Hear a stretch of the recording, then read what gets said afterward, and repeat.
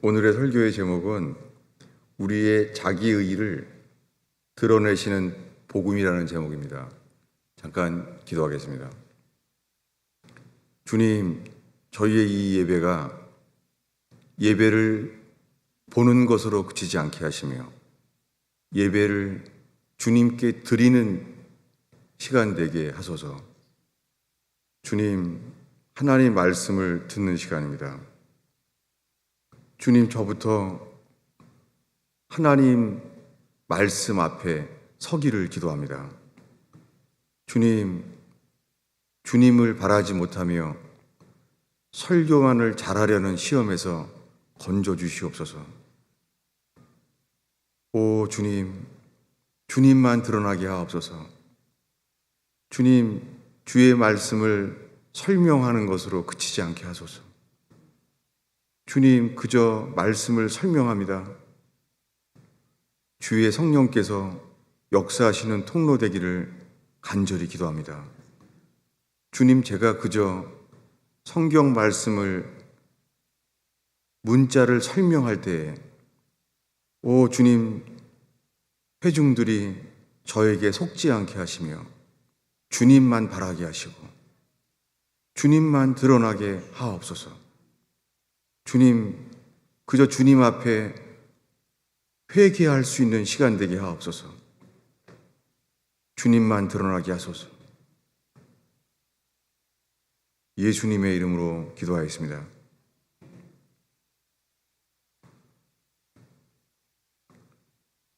오늘은 마태복음 20장의 말씀을 읽었습니다. 지난주에는 열처녀 비유를 나눴습니다. 지난주에 읽은 열처녀 비유는 예수님이 십자가에 죽기 2, 3일 전에 하신 설교예요. 근데 오늘 이 20장 말씀도 마찬가지예요. 예수님이 십자가에 죽기 3일 정도에 하신 말씀이에요. 여러분, 이 시간에 이 포도원의 비유, 이 포도원의 비유가 예수님이 십자가에 3일 전에 죽기 전에 하신 말씀이 먼저 우리에게 새겨지기를 바랍니다. 예수님이 십자가에 죽기 3일 전에 어떤 말씀을 우리에게 하겠어요? 저는 이 포도원의 비유와 열처녀의 비유를 볼 때에 마치 주일학교에서나 배우는 말씀인 줄로 여겼어요. 제가 지금 말할 수 있는 것은 주일학교 어린이만이 아니라 노년에 이르는 모든 사람들을 위해서 예수님이 십자가에 죽기 3일 전에 하신 설교라는 것을 기억하면서 이 시간에 함께 말씀을 보게 되기를 바랍니다. 이 이야기는 이렇습니다. 천국은 마치 품꾼을 얻어서 포도원에 들여보내려고 하는 이른 아침에 나간 집주인과 같다는 거예요. 여러분, 이 어린이 교회 학교에나 설교할 것 같은 이 말씀을 예수님은 십자가에 죽기 3일 전에 모든 사람이 기억하기를 바라는 마음으로 너무 단순한 말씀을 지금 했습니다. 예수님은 죽기 3일 전에 사람들에게 천국을 갈 수 있게 설교하고 있습니다. 그리고 천국에 대해서 말씀하고 있어요. 여러분, 이 시간에 우리가 천국 가기 위한 길을 설명하고 있는 예수님만을 기억하길 바랍니다. 3일 전에 하신 말씀이에요. 천국은 마치 품꾼을 얻어서 포도원에 들여보내려고 하는 그것도 이른 아침에 나간 집주인과 같다는 거예요. 이 포도원 주인은요, 아침부터 사람들에게 말합니다. 내가 하루 일당 1데나리온을 주겠다. 데나리온이라는 말에서 영어로 데이란 말이 나왔어요. 하루 일당이란 뜻이에요. 데이라는 데나리온이. 하루에 일할 수 있는 일당을 주겠다는 거예요. 아침부터 찾았습니다. 그래서 아침에 찾은 사람은 들어갔어요. 그래서 성경에 3시는 오전 9시입니다. 거기도 갔더니 놀고 있는 사람들이 있는 거예요. 여러분, 우리가 주님을 찾지 못한다면 우리 인생이요, 그저 놀고 있는 사람의 인생인 거 아세요? 우리가 주님을 만나지 못한다면, 주님과 동행하는 삶이 되지 않는다면 아무리 오래 살아도요, 그냥 놀고 있는 삶과 같아요. 주님 안에 있지 않는 삶은요, 다 들의 꽃처럼요, 말라져요. 여러분, 주님이 없는 인생은요, 해가 지면은 말라 비틀어질 잎과 꽃처럼요, 그렇습니다. 저는 분명히 이것을 알게 되었어요. 주님 안에 있는 삶만이 죽음이 와도요, 썩지 않고 천국에 옮겨지게 됩니다. 여러분, 이 시간에 우리의 삶이 불에 탈 인생이 아닌지, 우리가 평생 쌓아놓은 삶이 지푸라기와 나무와 풀처럼요, 주님의 불 앞에 그저 사그러져 버릴 인생이 아닌지 살피게 되기를 바랍니다. 우리가 불을 통과하는 썩지 아니할, 타지 아니할 말씀만이 우리를 등이 거듭나게 하십니다. 여러분, 이 시간에 아무리 오래 교회 다닌다고 이 일이 그냥 이루어지지는 않습니다. 지난주에 나눴습니다. 열처녀의 비유는 다 예수 믿는 사람들이에요. 예수님을 신랑이라고 믿었어요. 등불도 켰어요. 다 예수 믿는 사람들이에요. 그러나 주님은 봐주지 않습니다. 주님은 마지막에 이렇게 말합니다. 나는 너를 모른다. 여러분, 우리가 교회를 평생 교회 다닌다고 우리가 교회를 다니니까 예수님에 대해서 알게 돼요. 그러나 예수님에 대해서 알게 된다고 구원받지 못합니다. 우리가 오늘 찬송 부른 대로 어린 양의 생명책에 기록하옵소서.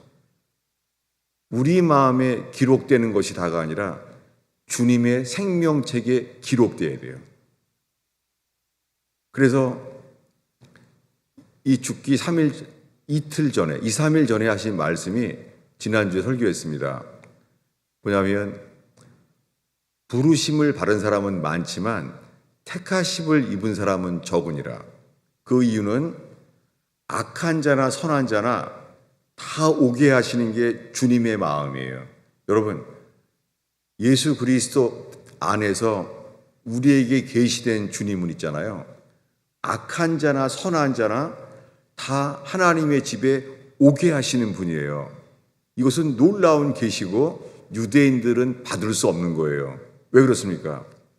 유대인들은 구약 성경을 맡았고 성전을 모세와 함께 맡은 자들이잖아요. 그런데 그들이 알고 있는 구약 성경의 하나님은 있잖아요. 주님 앞에 예물을 가지고 주의 계명을 지키지 아니하고 나아가는 자는 다 죽습니다.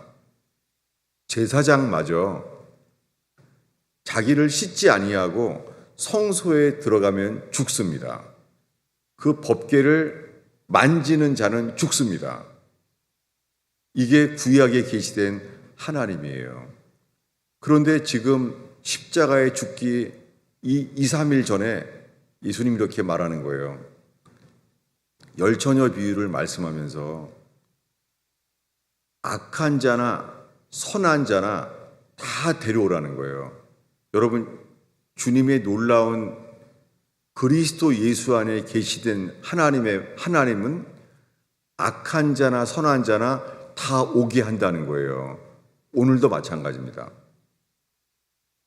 천국은 마치요, 이른 아침에 포도원의 일꾼들을 들여보내기 위하여, 여러분, 지금 목적이 있잖아요. 일꾼을 일 잘하는 사람을 택해서요. 일 잘하는 사람만 오게 하려는 게 아니에요. 자격이 없는 사람도 어떻게 하면 들여보낼 수 있을지 들여보내려고 하시는 분이세요. 여러분, 이 시간에 악한 자나 선한 자나 다 아들의 혼인잔치에 들어오게 하시는 주님의 마음이 계시되기를 바랍니다. 이것은 변함이 없습니다. 여러분, 우리는 악한 자나 선한 자나 아들의 혼인잔치에 합당하지 않습니다. 그리고 포도원의 일꾼에 들여보내기에 우리 합당하지 않습니다. 저는 잠언을 보면서요, 제가 어리석은 자라고 생각해 본 적이 없어요. 그런데 점점 잠언의 말씀 앞에 서게 되면서 알게 되는 것은요, 이 게으른 자, 악한 자인 것을 정말 보게 돼요. 그래서 열처녀 비유를 봐도 제가 게으르고 악한 자인 것을 보게 되면서 제가 하나님의 아들 어린 양의 혼인잔치에 저는 합당하지 않은 것을 뼈저리게 느끼게 됩니다. 60이 되면서 목사가 되었는데도 불구하고 저의 행위와 삶은 합당하지 않은 거예요.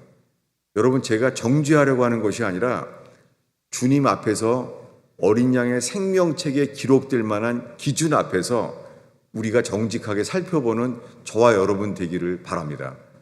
정말 정죄하려고 한 말이 아니에요. 저는 여러분을 정죄할 자격이 없는 목사입니다. 그저 변치 않는 어린 양의 생명책에 기록될 만한 이 기준만이 앞에서 이 진리로 깨어나고 회개할 수 있는 기회가 되기를 바랄 뿐입니다.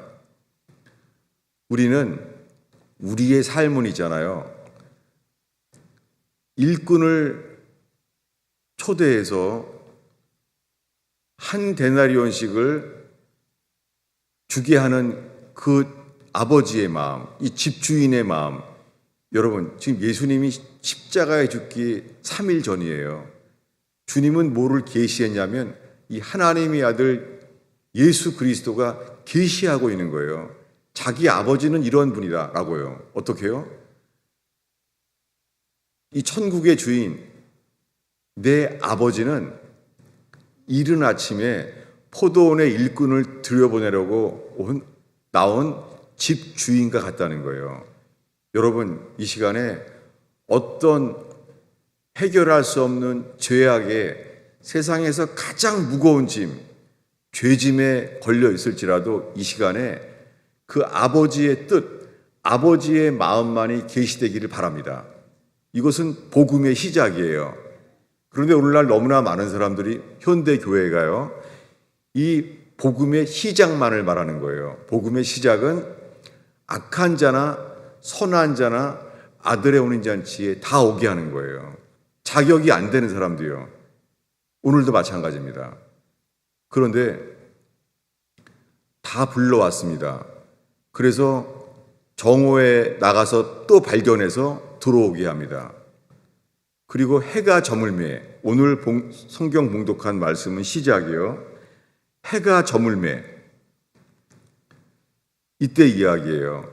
해가 저물 때는 오후 5시예요. 그 사람 마음이 어떻겠어요? 하루 종일 기다렸는데 나를 포도원의 일꾼으로 부르지 않는구나.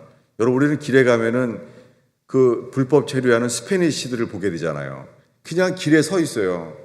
언젠가 나를 좀 일꾼으로 쓰기를 바라잖아요. 그는 노력할 수 있는 게 없어요. 다른 지나가는 한인들이 그를 픽업하면은 살게 돼요. 자기 자신은 선택할 힘이 없는 거예요. 여러분, 저희 교회가 그렇게 일감을 기다리는 길가의 스페니쉬 그 불쌍한 그 청년처럼 있잖아요. 여러분, 이 시간에 우리가 똑같은 처지라는 것을 깨닫는 교회 되기를 축원합니다. 이 절망, 오후 5시인 거예요. 누가 쓰겠습니까? 스페니쉬들은 절대 안 쓰죠. 이제 오후 5시가 됐으니까요. 그러나 주님은 1시간만 남았을 때도 우리를 포도원에 들여보내게 하십니다. 여러분, 이 놀라운 복음이 오늘 저와 여러분에게 계시되기를 바랍니다. 이것이 예수님이 십자가에 죽기 3일 전에 하신 설교예요. 그분이 설교는 곧 자기가 우리 죄 때문에 손과 발에 못 박혀서 십자가에 곧 죽을 거라는 것을 알고 있는 분이 우리에게 하신 설교예요. 여러분, 이 시간에 주일학교 어린이들만 듣게 하는 것이 아니라 이 죽음 직전에 모든 사람이 이것을 깨닫게 되기를 바라는 주님의 진지함, 주님의 절박함이 심겨지게 되기를 바랍니다. 저물 때가 됐어요. 놀랍게 그들 모두에게 똑같이 말했어요. 나는 지금 돌아와도 괜찮다. 1시간만 일해도 나는 하루 종일 일한 사람이 받는 일당 한 데나리온을 주겠다 했습니다. 지금부터 이야기입니다. 그렇게 해서 이제 아침이 해가 저물게 되었으니까 일당을 주인이 주게 돼요. 그런데 보니까는 방금 1시간 전에 온 사람이에요. 여러분, 방금 1시간 전에 들어온 사람 마음이 어떻겠어요? 이 자격이 없는데 아침부터 일한 사람과 똑같은 한 달란트를 주는, 한 데나리온을 주는 거예요. 이 감격. 여러분, 저희 교회가 아무리 영적으로 성령 체험을 하거나 그리고 봉사를 아무리 많이 하거나 관계없이 그저 우린 주님 앞에서 나는 자격이 없습니다. 이 자격이 없는 사람의 감격이 있는 예배 되기를 바랍니다.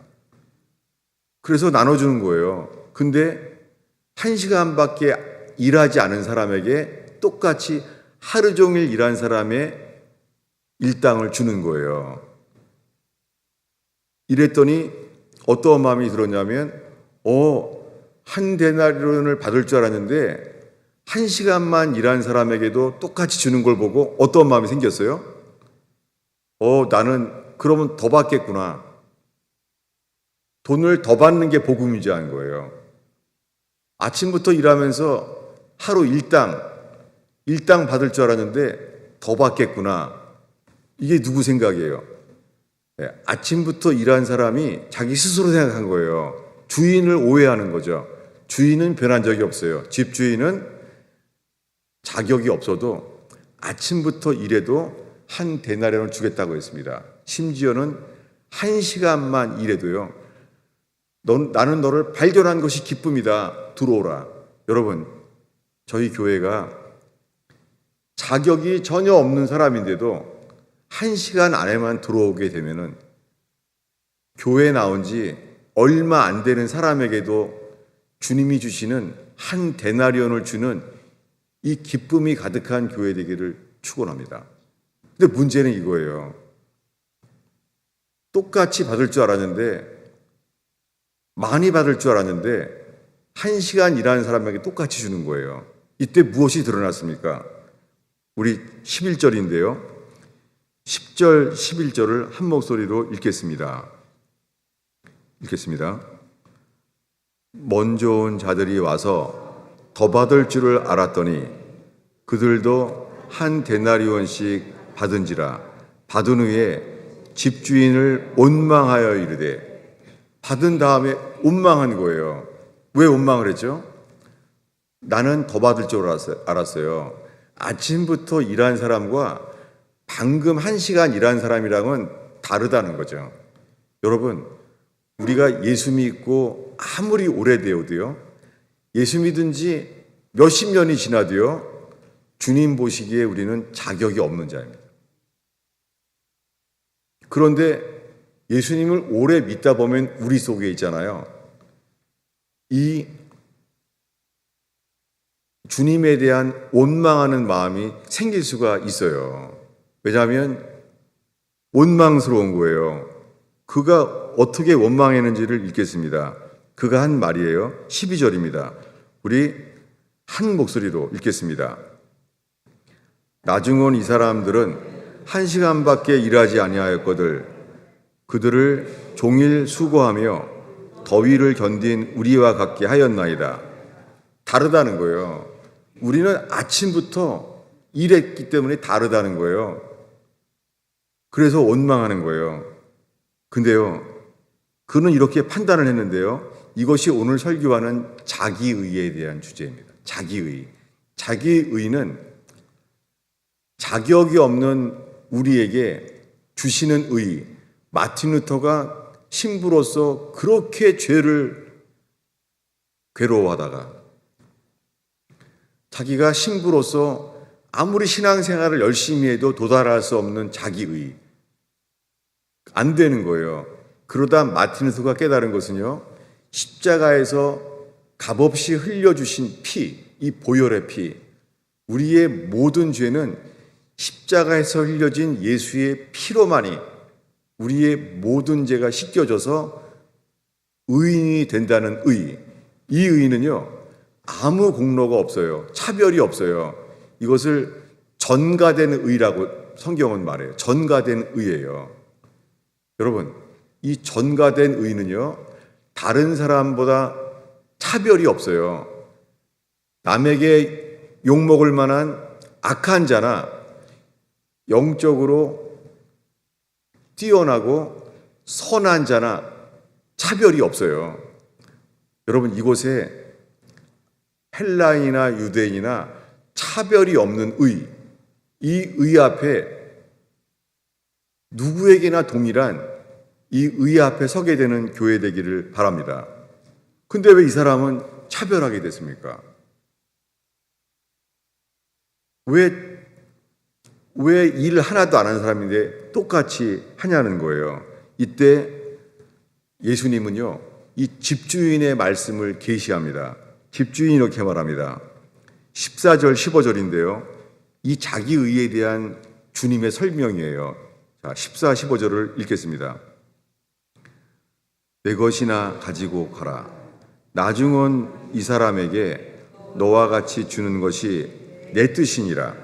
내 것을 가지고 내 뜻대로 할 것이 아니냐. 내가 선함으로 내가 악하게 보느냐? 여러분, 이것을 설명하기 위해서 예화가요, 오늘 주보 안쪽에 있는 누가복음 15장의 탕자의 비유를 제가 설명하고자 합니다. 여러분, 지금 이 말씀을 들으면서 탕자의 비유가 똑같네, 이것을 깨닫게 된다면 이 빛이 비춰지고 있는 거예요. 지금까지 한 이야기를 탕자의 비유로 제가 설명하겠습니다. 두 아들이 있었어요. 근데 이 둘째 아들이 탕자예요. 아버지의 재산을 다 가지고 허랑방탕하게 창기들과 함께 놀아나면서 아버지의 재산을 다 날렸어요. 근데 아버지의 마음은 변한 적이 없어요. 아버지의 마음은 그저 집 나간 탕자가 돌아오기만을 바랄 뿐이에요. 놀랍게 허랑방탕한 삶을 살았던 그 집 나간 아버지와의 관계를 단절해버린 그 아들이요, 아버지의 마음을 깨닫기 때문에 돌아오게 됐어요. 여러분, 오늘 이 시간에 이 성경에 계시된 아버지의 마음이 계시되어서 죄로 멀리 떨어진 삶이 그 아버지의 마음이 계시되어서 돌아올 수 있는 힘을 얻게 되기를 바랍니다. 지금 이 순간에 우리 힘으로 해결할 수 없는 죄책감, 이 절망 속에서도요, 그리고 평생 노력을 했는데도 여러분, 우리 인생이 실패할 수 있잖아요. 여러분, 지금 이럴 수 있어요. 야, 내가 이 나이까지 살았는데 내 인생은 실패했다. 이럴 수 있어요. 그래서 내 인생이 실패했다는 좌절 속에서 있잖아요. 이것도 자기의예요. 이걸 계속 나누고자 합니다. 이게 자기의예요. 자기의는요, 주님의 갈망보다 더 커서요, 스스로 좌절해서요, 나오지 못하는 거예요. 그러나 주의 말씀은요, 어떠한 죄인도 있잖아요, 주님께 돌아올 수 있는 복음이에요. 돌아올 수 있는 힘을 일으켜 세우시는 분입니다. 그런데 우리를 막는 것이 뭐냐면 자기의예요. 자기 의의는 뭐냐면 이제 탕자가 돌아왔을 때서야 이제서야 드러나져요.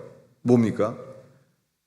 이 재산을 축내고 집을 떠나갔던 동생이 돌아온 거예요. 근데 아버지는 이것을 보고 잔치했잖아요. 아버지가 잔치했더니 그 잔치하는 걸 보고서는요, 이제는 이 착실한 아무 문제가 없는 큰아들의 자기의가 계시대요. 어떻게 해요? 자기 속에서 원망이 나오는 거예요. 어떻게 해요? 그는 아버지 집에 들어오는 것을 즐겨하지 않아요. 그리고 아버지를 원망하는 거예요. 우리 주보 안쪽에 있는데요. 누가복음 15장 28절을 한 목소리로 읽겠습니다. 그가 노하여 들어가고자 하지 아니하거늘 아버지가 나와서 고난대. 아버지는 다 고나는 거예요. 성질을 낸 아들에게도 고나는 거예요. 이제 합니다. 29절 30절을 읽겠습니다. 있습니다. 아버지께 대답하여 이르되 내가 여러 해 아버지를 섬겨 명령을 어긴 적이 없거늘 내게는 염소 새끼라도 주어 나와 내 친구들에게 즐기게 하신 일이 없었더니 아버지의 살림을 창녀들과 함께 삼켜버린 이 아들이 돌아오매 이를 위하여 살찐 송아지를 잡으셨나이다. 무슨 말입니까 지금? 아버지가 불의하다는 거예요. 아버지는 나쁘다는 거예요. 여러분, 우리 속에요, 우리 마음 속에 평생을 하나님을 믿어야 되니까 하나님이 계시되셔서 우리가 천지창조하신 하나님을 믿는다고 하고 예수님이 우리 죄를 대신해서 십자가에 돌아가신 하나님의 아들을 믿는다고 하면서도요, 혹시 우리 마음속에요, 우리의 일생을 살펴보게 되길 바랍니다. 그것은 뭐냐면 내가 만족할 수 없는 가정의 삶, 가족들에게 가서도 왜 하나님 내게는 이런 가족에 살게 했습니까? 혹시나 이런 원망이 있지 않습니까? 혹시 왜 회사를 다녀도요, 하나님 나한테 이렇게 늘 겨우 먹고 사는 능력이 없는 사람으로 나에게 살게 하셨습니까? 혹시 원망하지 않습니까? 혹시나 우리 속에요, 하나님을 원망하는 게 있지 않습니까? 저는 있었어요. 저는 왜냐하면 하나님이 저에게 주시는 삶이 저는 회개할 기회보다는요, 늘 원망할 기회였어요. 왜 나에게 이런 직장을 주지 못했을까? 내가 가고자 하는 대학을 왜 가지 못하게 했을까? 결혼을 해도 왜 나에게는 이런 가족에게 주셨을까? 여러분, 이런 하나님에 대한 원망이 혹시 있지 않습니까? 이것이 뭐냐면 내 인생에 대해서요, 하나님이 불공평하다는 거예요. 주님이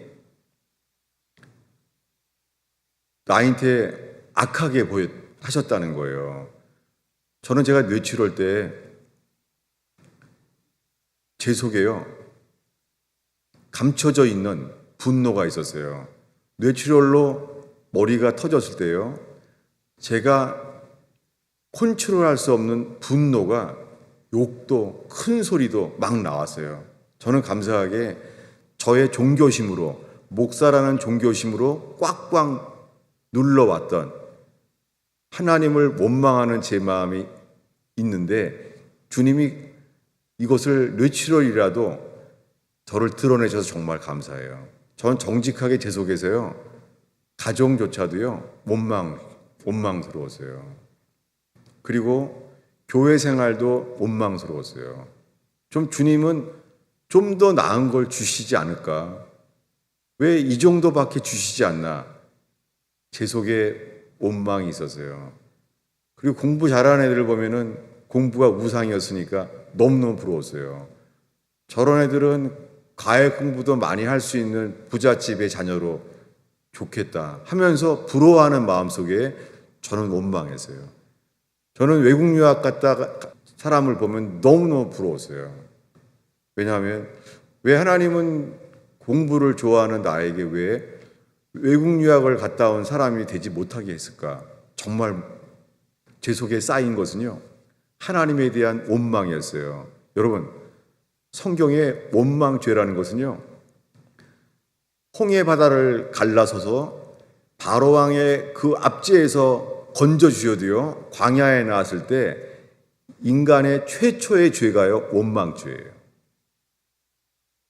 욥기에 욥은 온전한 자였잖아요. 욥은 악을 떠난 자잖아요. 여러분, 욥은요, 온전한 사람, 신앙 좋은 사람, 악을 떠난 사람인데도요, 떠나지 못한 게 있었어요. 그 욥의 자기의예요. 여러분, 주님이 우리에게요, 어떤 사람들은 난 왜 평생 이렇게 몸이 아플까? 치유의 은사도 안 나타나고 나는 평생 몸도 아픈데 몸의 고통을 주님이 주실 수 있어요. 욥처럼. 그리고 하는 일마다 욥처럼요, 마치 사단의 공격만을 허용하신 것처럼 내 인생이 만족하지 못한 인생이 될 수 있어요. 욥처럼. 그런데요, 주님 그 욥에게 드러나는 것이 뭐냐면 욥의 친구들이 눈물을 흘리잖아요. 너무 불쌍해서. 근데요, 그 친구의 우정의 눈물이 멈추는 순간부터요, 잘못된 판단이 나와요. 너 살아온 게 무슨 죄가 있으니까 그렇지. 하나님이 너에게 이렇게 실패와 인생을 왜 줬겠냐. 너 하나님의 뜻이 있을 거 아니냐. 정죄하기 시작합니다. 그런데 욥이 말하잖아요. 아니다. 나는 그런 결과를 볼 정도로 난 그런 게 없다. 나는 의로운 자다. 나는 하나님만을 경외하고 믿어왔다. 맞아요, 이건. 놀랍게요. 욥의 친구들이요, 잘못된 판단을 했잖아요. 놀랍게 욥의 잘못된 판단 때문에 있잖아요, 욥의 자기의가 드러나져요. 여러분, 혹시 우리 주변에 여러분 가족들에게 이런 말하게 되지 않아요? 그건 아니야. 당신 판단은 틀려. 그거 아니야. 여러분, 왜 나는 주변에 식구들도 나랑 의견이 잘 통하는 게 아니라 평생 내 말을 오해하냐. 이렇게 할 수 있습니다. 주님이 우리에게요, 가정에서나 일터에서요, 회사를 가도 다 나를 오해하고 내 능력대로 제대로 대접받지 못하게 하고, 여러분 왜 그러겠습니까? 왜 가정에서도 오해가 돼서 못 받겠고, 가정에서도 아무리 생각해봐도 저건 나에 대한 잘못된 판단이다. 우리 남편은, 우리 아내는 아무리 생각해도 이건 잘못된 판단이야. 혹시 이러한 억울함과 답답함이 있지 않습니까? 그리고 일터에서도 왜 나는 아무리 일을 해도 내 능력에 판단을 받지 못하고 나한테 잘 맞는 이 적성에 딱 맞는 직장을 나는 갖지 못할까? 여러분, 이 속에서 혹시요, 주님은요, 가정이나 일터에서요, 우리에 대해서 잘못된 판단을 허용하십니다. 욥처럼. 그 잘못된 판단을 우리들은 말해요. 아니야. 당신은 나에 대해서 잘못된 판단하고 있는 거야. 일터에 가서도 말해요. 당신들은 날 몰라. 나를 잘못된 판단하고 있어. 라고 말하지 않습니까? 놀랍게요, 욥이 친구들의 잘못된 판단 때문에요, 드러나게 하신 게요, 욥의 자기의예요. 이 탕자의 비유와 똑같아요. 탕자의 큰아들은요, 모범생이에요. 아버지를 속썩인 적이 없어요. 동생이 집을 나가는 바람에 그는 더 열심히 아버지 몫까지 낙심하고 실망하고 슬퍼하는 아버지를 위로해드리고 열심히 산 사람이에요. 그런데 놀랍게요, 탕자가 돌아왔을 때에만 드러난 것이 큰아들, 모범생, 착실한 이 큰아들의 자기의가 드러났어요. 여러분, 우리 주변에 심지어는 교회에서나 여러분의 가정에서나 여러분이 매일매일 일해야 되는 일터에서나 있잖아요. 혹시 주님이 왜 내 주변에는 나를 이해하지 못하고 틀린 말만 하는 사람들을 만나게 하셨을까? 이거 주님이 하신 것입니다. 여러분, 주님은 우리에게 욥처럼요, 자기 의는요 스스로 깨달을 수가 없어요. 자기 의는 뭐냐면 하나님의 의보다 내 의가 더 맞는 거예요. 그러니 하나님도 불의해 보이는 거예요. 여러분, 제가 이제 정리하려고 합니다. 제가 설교 준비를, 혹시 여러분은 또 제 설교를 준비를 제대로 못했다고 오해할지도 모르겠습니다. 저는 이 말씀을 가슴이 아프게 일주일 동안 설교 준비를 해왔어요. 근데 쓰진 않았어요. 왜 그러냐면 이것을 성경의 진리를 그대로 전달하려고 하다 보면 제 속에 머릿속에 있는 지식만을 설명하는 것을 제가 발견했어요. 그래서 하나님이 제 가슴 속에 주신 이 깨달음이 여러분의 가슴 속에 오늘 심겨지기를 바라는 거예요. 그래서 제가 준비해 놓은 설교도 안 펴고 지금 제 가슴 속에서 여러분의 가슴 속에 옮겨지기를 바라요. 왜냐하면요, 오늘 새벽까지도요, 제가 잘못 판단한 것을 보게 하셨어요. 새벽까지도. 제가 일주일 내내 있잖아요, 뭔가를 생각에 저거 잘못된 거야 이러는데 결과적으로는요, 듣다 보니까 내가 오해를 했네, 내가 잘못 판단을 했네. 일주일 내내 주님이 저에게 이렇게 하셨어요. 이거 설명하고자 합니다. 저는 죄를 지은 목사예요. 근데 주님이 교인들의 용서를 받게 하셨어요. 너무 감사하게. 그런데도 불구하고 저는요, 다윗이 자기가 지은 죄를 나단 선지자 앞에서 그의 모든 죄를 용서받은 기쁨을 저도 생겼어요. 이걸 맛보게 됐어요. 근데 저는 이것을 누리려고 하면서 저는 그때부터 하나님의 진노를 봤어요. 죄는 용서했지만 죄값을 치르게 하신 하나님을 뼈저리게 보게 됐어요. 너무 감사해요. 왜냐하면 압살롬에게 배신을 당해서 나라에서 쫓겨나게 됐잖아요. 이 모든 것이 죄값을 주님 보게 하십니다. 제 설교는 지금 두 가지가 섞여 있어요. 왜냐하면 목회를 다시 시작했지만 1년 내내 정말 압살롬의 배신처럼 제가 모든 것을 사람들에게 오해를 받게 되는 것을 주님이 겪게 했어요. 제가 무슨 말을 하더라도요, 오해를 받게 하는 거예요. 근데 문제는 이거예요. 저는 제 속에서 설명하고 싶은 거예요. 그거 오해입니다. 이 말을 교인들에게 너무 하고 싶은 거예요. 그거 오해입니다. 놀랍게 주님이 보여주신 것은 저의 자기의예요. 왜냐하면 이 목회를 다시 하도록 이 용서를 받은 목사인데 있잖아요. 제 속에서 교인들이 실망스러우면요, 제가 섭섭하고 원망스럽고 용서가 안 되는 거예요. 저는 저의 죄는 1만 달란트를 용서받은 것처럼 교인들에게도 용서를 받은 목사인데 있잖아요. 정말 이해가 안 돼요. 제가 교인들이 용서가 안 되는 거예요. 저는 주님이 저의 죄를 용서받게 하시면서 또한 그때부터는요, 저의 죄, 불의를 씻어주시는데도 불구하고 씻겨지지 않는 것, 그게 뭐냐면 자기의예요. 제가 지금 고백하게 되는 것은요, 죄는 예수의 피로 씻혀져요. 놀라운 복음이에요. 그런데요, 성경에요, 자아가 씻혀진다는 말은 없어요. 자아는 죽어야 돼요.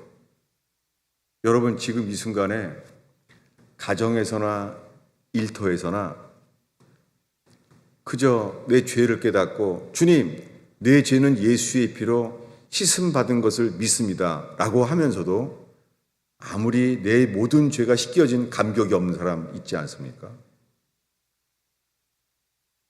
그리고는 주님이 드러나는 것은요, 드러나는 것이 모든 게 내 판단은 맞다는 것. 그래서 우리는요, 사람들에게 잘못 판단을 하면 상처를 받아요. 여러분, 죄인이 회개하면 절대 상처받지 않습니다. 탕자는 큰형이 아무리 화를 내고 원망을 해도 성경에 반응이 없죠. 왜요? 탕자는 어떤 말을 들어도 상처받지 않습니다. 여러분, 우리가 혹시나 집에서나 일터에서 잘못된 판단을 받으면 상처받지 않습니까? 그건 뭐예요? 억울하다는 거예요. 정말 제 속에 참을 뿐이지 제 속에요, 교인들이 저를 오해하거나 판단하면요, 제 속에 화와 분노와 상처가 있었어요. 아무리 내가 죄진 목사지만 좀 판단을 제대로 하지. 너무 감사한 것은요, 주님은 지금 저의 자기를 드러내시려고 하는 걸 알게 됐어요. 제 목회가 실패로 끝날 수 있습니다. 근데 괜찮아요. 왜냐하면 내가 실패를 당해도 합당해요. 그리고 전 자격이 없어요. 감사한 것은 실패를 통해서 제가 회개할 수 있다면 회개를 기뻐할 수 있을 것 같아요. 여러분, 이 논리적으로 설명을 못하지만 제 가슴 속에 주님이 지금 드러내시는 저의 자기의, 이것만이 여러분이 정말 이 시간에 깨닫게 되기를 바랍니다. 저는 이 설교를 하면서 제가 여러분 위해서 설교할 자격은 전혀 없습니다. 분명한 것은 나부터요, 죄는 자백을 해도요 씻어지지 않아요. 씻어질 수 있습니다, 죄는. 그러나 자아는요, 자아는 죽어야 돼요. 여러분, 혹시 집에서 오해받는 사람, 일터에서 오해받는 사람, 그 오해 속에서요, 잘못된 판단이 맞을지라도 잘못된 판단을 통하여 우리 안에 감춰진 자기의가 드러나지고 회개하는 시간 되기를 축원합니다. 제가 이 설교를 감동적으로 할 수는 없어요. 저는 왜냐하면 제 마음속에 사람들에게 감동을 시켜서 설교하려고 하는 시험이 있어요. 그래서 사람들이 좋아할 만한 감동적인 설교를 저는 오랫동안 쌓아왔어요. 동기가 잘못된 거예요. 여러분, 지금 우리에게 필요한 것은 감동이 아니라요, 지금 우리에게 필요한 것은요, 우리의 의지가 움직여질 수 있는 회개가 필요합니다. 성경은 하나님의 뜻, will of God. 여러분, 이 시간에 우리에게 필요한 것은 하나님의 뜻이에요. 하나님의 뜻 앞에 설 때에 우리는 회개하게 됩니다. 여러분, 우리가 이 예배로 기쁨을 추구하려면 안 돼요. 물론 주님을 바라볼 때 기쁨을 주십니다. 기쁨은 결과예요. 회개한 자에게 주는 결과예요. 여러분, 이 시간에 주님 앞에 정직하게, 주님, 저는 내 죄가 예수의 피로 용서받고 씻음 받았다는 것을 믿습니다. 이 믿음이 있는데도 감격이 없는 사람, 드러낸 것은 자아입니다. 여러분, 가족들 앞에서 가족에게 자기 항변, 셀프 디펜스, 그 말은 아니야, 그 말은 나에 대해 잘못하고 있는 거야 하고 싶은 사람, 여러분, 주님은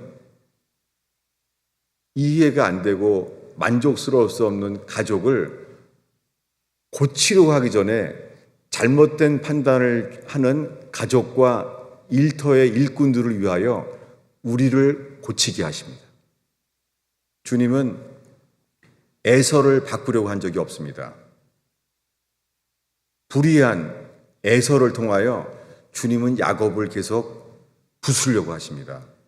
여러분, 우리가 만족할 수 없는 가족들을, 만족할 수 없는 가족을 고치려고 하기 이전에, 설득하려고 하기 전에 그들을 통하여 야곱처럼 우리가 부셔지는 교회가 되기를 축원합니다.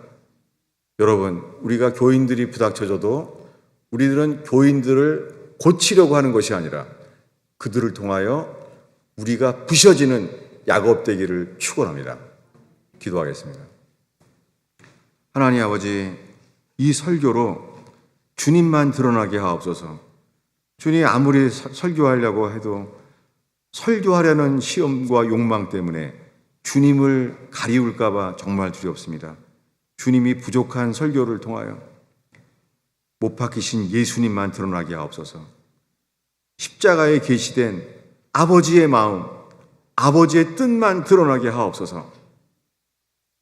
부지중에 따라온 어린아이에게까지 주의 영의 말씀이 흘러나가게 하옵소서. 예수님의 이름으로 기도하였습니다.